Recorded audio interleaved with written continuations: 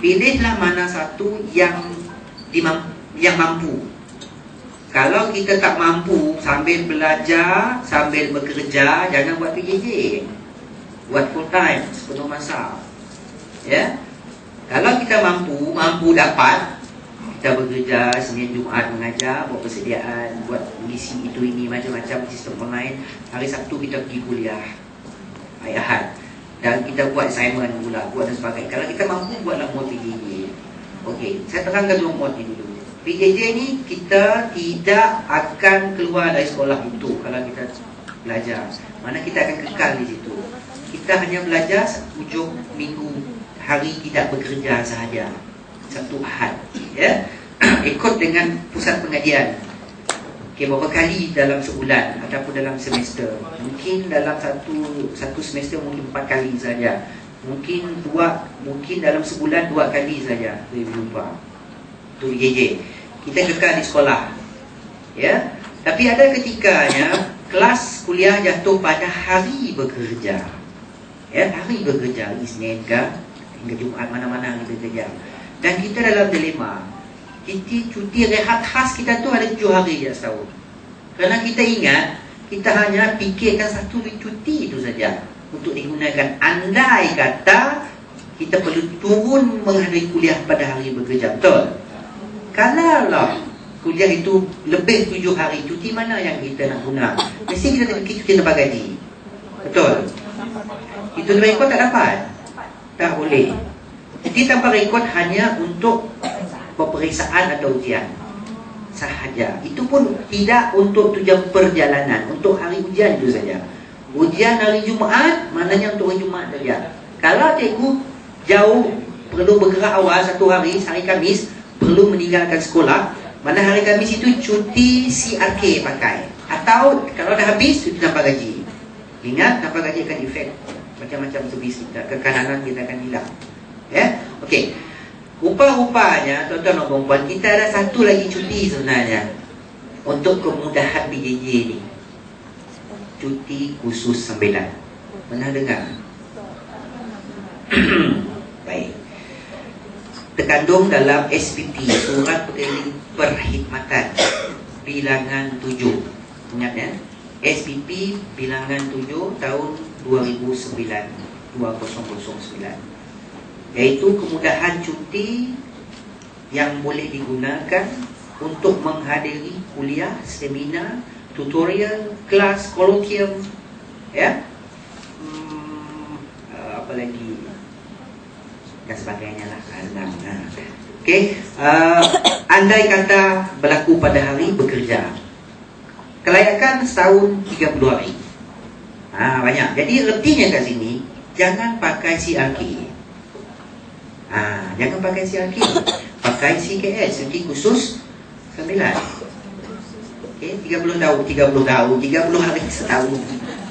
30 hari setahun artinya kita boleh ambil, boleh ambil sekaligus 30 tahun. Ada satu program di USM kata intensif, dia kata sebulan. Pada sebulan itu kita pakai 30 habis. Ataupun secara beransur-ansur, secara berpasar-pasar. Misalnya 2 hari dulu, lepas tu ada lagi kelas 1 hari. Jangan lebih 30 hari setahun. Kalau lebih dah pakailah baru kita pakai CRK. Okay, kalau maklumkan dengan guru besar.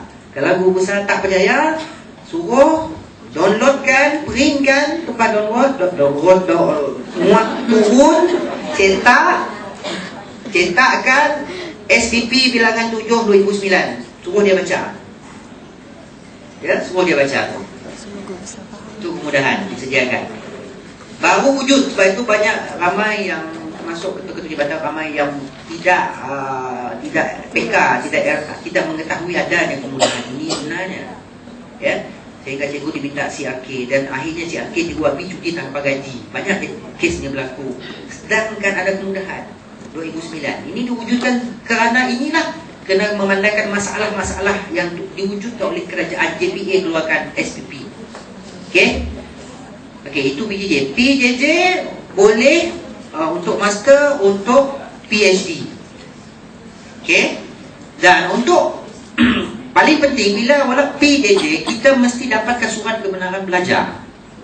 Surat surat kebenaran belajar ni, dengan surat inilah kita dapat menikmati segala kemudahan yang disediakan. Contoh masuk CKS tadi. Kalau kita nak mau cuti khusus sambilan, mesti ada surat kebenaran belajar. Bagaimana cara nak dapatkan surat kebenaran belajar? Satu, datang ke BPD. Dua, datang ke JBN Unit Latihan. Dan tiga, download daripada laman web JBN Sarawak, yang bakal saya akan uploadkan nanti. Sekarang belum dapat lagi lah, ya. Maknanya surat itu dipanggil PJJB. Dalam surat itu data maklumat peribadi, nama sekolah, penjawatan, pelantikan bila, lepas tu nama pengajian apa, mula bila, tamat bila, hantar dan JPN yang akan keluarkan. Okey, sekejap. Okey, perlu ada surat kebenaran. Ingat tu, itu banyak yang tidak buat. Dia hanya mohon surat belajar itu apabila dia nak mengisi satu lagi tawaran kemudahan yang baru diwujudkan tahun lepas, iaitu program tajaan yuran pengajian untuk PJJ ataupun separuh masa. Dulu sebelum ini, sebelum 2012, siapa yang buat PJJ, Master, PhD, baik Master, PhD First Degree, dia tanggung sendiri. Yuran dibayar sendiri. Maknanya ketika itu belum ada sebarang kemudahan untuk menajar yuran. Tapi selepas itu ada satu program yang dikenalkan 2012, tajaan yuran pengajian. Maksudnya kalau kita berjaya terpilih, yuran kita ditanggung, ditajar. Tapi kita hanya dapat mungkin dalam semester kedua atau tahun yang kedua. Tapi yang kita dah bayar, dia akan ganti balik duit kita. Dan itu ada syarat-syarat umur lagi lah. Betul, ya. Jadi itu untuk membolehkan kita dapat tajaan yuran itu, mesti dia akan minta surat kebenaran belajar. Itulah tahun lepas melubuh-lubuh banyak guru yang memohon surat kebenaran belajar. Kenapa? Mesti sebab mereka nak memohon program yuran, tajaan yuran. Jadi di situ baru kita tahu ramai cikgu kita yang rupa-rupanya ada yang dah setahun, ada yang dah 2 tahun, dah nak habis lah, baru nak mohon cuti surat kebenaran belajar. Okey? Jadi penting. Jadi itu PJJ. PJJ syaratnya yang penting mesti dah sah jawatan. InsyaAllah tahun depan bolehlah, ya, sah dalam jawatan. Sepenuh masa ni dia ada macam-macam jenis. Satu, bergaji penuh dengan beasiswa. Dua, bergaji penuh tanpa beasiswa. Tiga, tanpa gaji, cuti belajar tanpa gaji. Dan satu lagi, cuti tanpa gaji. Beza. 4 kan? Saya sebut 4 kan? Okey. Cuti belajar bergaji penuh dengan beasiswa. Yang pertama, ia adalah ringkasannya ialah HLP. Selalu dengar HLP? Hadiah Latihan Persekutuan, ya, HLP. HLP ni full time. Kalau kita berjaya, kita akan dapat gaji penuh, dan kita akan dibayar, ditajar yuran pengajian, dan kita akan diberi pelbagai allowance sara hidup. 800 1 bulan. Itu master. PhD besar lagi. Allowance thesis 4,000 kalau saya habis thesis, tamat pengajian, bagi thesis, okey, dapat 4,000. Allowance keluarga, allowance rumah, allowance buku, ya, itu semua. Kalau luar negara, allowance baju panas. Dia pergi sejuk, dia beli baju sejuk, pergi sejuk. Okey. Jadi itu cuti belajar bergaji penuh dengan beasiswa. Okey. Satu lagi, cuti belajar bergaji penuh juga tanpa beasiswa. Tanpa beasiswa artinya kita cuma dapat gaji saja. Yuran kita tanggung sendiri. Gaji yang kita dapat, gaji pokok, ITP, allowance khidmat awam, itu saja. Allowance wilayah tak dapat, allowance perumahan wilayah tak dapat. EPW yang dari Semenanjung, kan? EPW yang Guru Semenanjung dia tak dapat ITP tapi EPW, betul? Yang lebih besar pada ITP, kan? Allowance wilayah tak dapat. ELMTK, allowance lokasi mengikut tahap kesukaran. Pedalaman lah, P1, P2, P3 tu. Lama hebat dia LMTK tu. Rupanya P1 yang dapat allowance tu tak dapat. PISP kalau masih ada terima tak dapat. Ya. Sebab dalam berkeliling, kalau kita berkhusus sepenuh masa lebih 3 bulan, semua tu digugurkan. Mudah-mudahan tak layak dapat. Lebih 3 bulan berterusan. Tapi tuan-tuan ini 5 hari 4 malam saja, kan? Masih terima. Jangan risau. 5 hari 4 malam sampai 3 bulan. Ya. Kemudian, tapi EPW akan diganti dengan ITP. Yang dapat EPW masih dapat juga lah. Allowance wilayah akan diganti dengan sekolah. Sara hidup. Kalau sara hidup ke apa ke tu? Ikut lokasi tempat. Kalau Unimas Sarawak ada rate dia, ada kadar dia. Okey? Kalau IAB ikut kadar Bentung misalnya, daerah Bentung apa. Kalau UM ikut daerah situ apa, kadar-kadar berbeza-beza lah. Itu gaji penuh, takrifan gaji penuh. Okey, untuk dapat dua-dua ni isi borang. Ada syarat-syaratnya. Kalau PhD 44 tahun had umur. Kalau master 46 tahun, jangan lebih. Jangan lebih.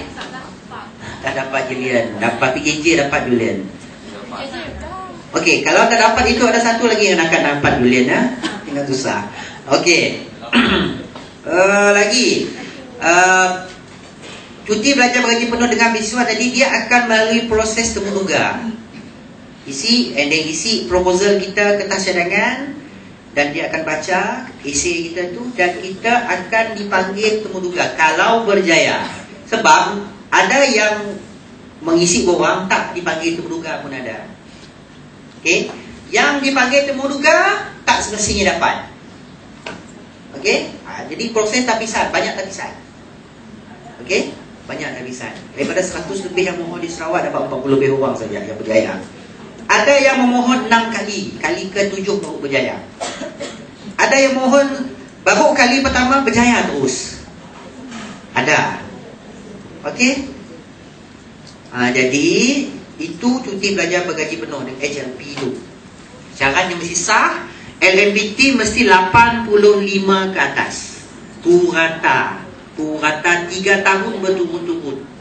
Artinya tahun 2000, kalau mohon untuk kemasukan 2014, yang 2013, 12, 11 dikira. Katakan 3 tahun tu cikgu dapat 85. Jadi puratannya 85 lah. Tapi yang banyak yang dapat temuduga saya nampak 90 ke atas. Jadi kalau satu hari nanti cikgu jadi ketua jabatan, guru besar ke, pengetua ke, jangan loket diberi muka dengan anak buah lah. Ini kadang-kadang ada guru-guru di sekolah-sekolah yang mana ketuanya begitu strict mereka. Jadi mereka lose, dan ke performance mereka, prestasi mereka hebat. Sama hebat dengan orang yang dapat 95 di sekolah lain. Okay, jadi itu antara implikasi tentang LMBT. Apa tu markah prestasi itu? Ya. Jadi penting itu aspek kenaikan pangkat pun itu pun dia tengok, markah tu dia tengok juga sebenarnya. Ya. Okey. Jadi itu antara maknanya syarat-syarat begitu ketat untuk HLP. Kalau tak berjaya HLP nak full time, itu full time ya, maknanya cikgu akan meningkat. Ini bergaji penuh sepenuh masa. Bila sepenuh masa artinya cikgu akan keluar dari sekolah. Kerusi cikgu akan kosong. Jadi bila kerusi kosong, kerusi itu tidak akan dibiarkan kosong selama 2 tahun. Kalau master itu 2 tahun, kalau PhD 3 tahun, tidak akan dibiarkan. Kerusi itu akan diisi. Bila cikgu tamat, adakah cikgu boleh duduk kerusi itu lagi? Sudah ada orang lain duduk atas kerusi cikgu. Maknanya cikgu kena cari kerusi lain. Maksudnya di sini reposting akan. Ini satu cara untuk guru yang nak keluar lah. Orang posting tak dapat, orang tukar pindah tak dapat. Itu satu cara lah. Sudah tiru. Okay. Itu cuti belajar HLP. Ada satu lagi bergaji penuh juga. Cuti belajar tanpa gaji dipanggil. Masuk ke sini, cikgu masih nak mod full time, tapi HLP tak dapat. Kalau cikgu masih juga nak belajar secara full time, PJJ tak dapat, tak boleh ikut PJJ, maknanya cikgu bolehlah pilih cuti belajar tanpa gaji. Maknanya cikgu tak dapat gaji bulanan, tak dapat. Semua tak dapat, iuran cikgu bayar sendiri. Yang cuma cikgu dapat ialah kemudahan cuti belajar. Dengan adanya kemudahan cuti belajar ini, bila cikgu belajar, kekanan cikgu tidak akan hilang. Senioriti tidak akan hilang. Akan diambil kira dalam perkhidmatan, termasuk segala aspek lain dalam perkhidmatan seperti kenaikan pangkat, time base, akan diambil kira. Contoh, cikgu belajar P1 T4. Bila tamat 2 tahun P1 T6 misalnya. Tahun bila balik semula ke sekolah, gaji cikgu ialah P1 T6, bukan T4 asal tadi. Itu bergerak. Pergerakan berlaku, pergerakan secara berisyarat dipanggil. Cuma cikgu tak terima gaji, itulah tak bergerak, tak terima gaji dalam tangan. Dalam 2 tahun tu cuba ada pergerakan. Itu satu. Itu kemudahannya. Tapi ada satu lagi, kalau tu juga tak dapat, masih juga nak belajar, nak buat master. Ya, master sekarang dengar kerajaan umumkan nak bagi sedikit keistimewaan, kelebihan. Kita cuma belum tahu apa lagi kelebihan, sama ada kenaikan gaji ke, permulaan gaji yang lebih besar ke. Kan? Ada disebut itu kan? Bagi yang mula-mula servis yang cikgu-cikgu baru, tiba-tiba dah ada master, mana permulaan gaji lebih besar daripada yang ada degree biasa kan. Bagi yang in service yang sudah dalam perkhidmatan, macam Cikgu Lilah dah tiba ada master, Cikgu Lilah pula Cikgu Gohan, bapaknya aja dia sebut saya minta maaf. Okey, Cikgu Gohan dah tengah belajar, tiba dah ada master, dia tak dapat balik pangkal gaji yang besar. Mungkin dapat hadiah kenaikan gaji tahunan berapa step ke, macam betul lah. Tapi sekarang kita belum terima lagi macam mana. Okey, jadi kita terdorong untuk buat master dan buat PhD. Okey, sehingga sanggup cuti tanpa gaji. Cuti tanpa gaji itu yang terakhir, last, pilihan terakhir. Tapi kalau cuti tanpa gaji, kita akan hilang kita punya seniority, kekananan, akan independen dan sebagainya. Kalau kita belajar P1 T4, bila kita tamat kita dapat gaji P1 T4 juga. Maknanya kita punya servis akan hilang 2 tahun, 3 tahun dan seterusnya. Okey? Jadi itu antara laluan kemudahan. Laluan untuk master dia banyak. Dapat master ni laluannya ada satu program dipanggil pasangan keluar negara. Pasangan artinya bukan girlfriend, bukan boyfriend, tetapi isteri atau suami. Misalnya isteri suami kita pergi luar negara, kita ikut dia selama 2 tahun, kita mohonlah program spouse program belajar master, kita dapat ada satu program spouse tu memang ada. Ya. Satu lagi ialah master dalam pendidikan pencegahan penyalahgunaan dadah. Kita panggil sebagai SEPADA, SEPADA. Ini khusus untuk guru konseling. Ada sijil konseling. 16 tahun dapat sijil, lepas tu tambah lagi buat master. Satu lagi laluan master. Ya? Okey. Yang ada cita-cita nak jadi pengetua, nak jadi guru besar, kena ambil sijil kelayakan kepengetuaan kebangsaan Malaysia, dengan kata lain NPQEL, National Professional Qualification Educational Leadership, NPQEL. Walayang Mastura ada, belah seorang peserta kita hari ini ada NPQEL 5 bulan sahaja. Maksudnya siapa yang walaupun sekarang dulu sebelum 2013-14 pengetua atau guru besar yang dilantik itu, kita tengok dia punya pengalaman, kredibiliti, kewibawaan dan ikut syarat lain dah, kita boleh lantik terus. Tapi sekarang tak boleh, walaupun dia ada kewibawaan, ada karakter, ada boleh mampu menjalankan tugas guru besar pengetua, tak dapat dilantik begitu. Tapi dia mesti ada, kalau dia tidak ada MPQUL, mesti ada syarat sekarang.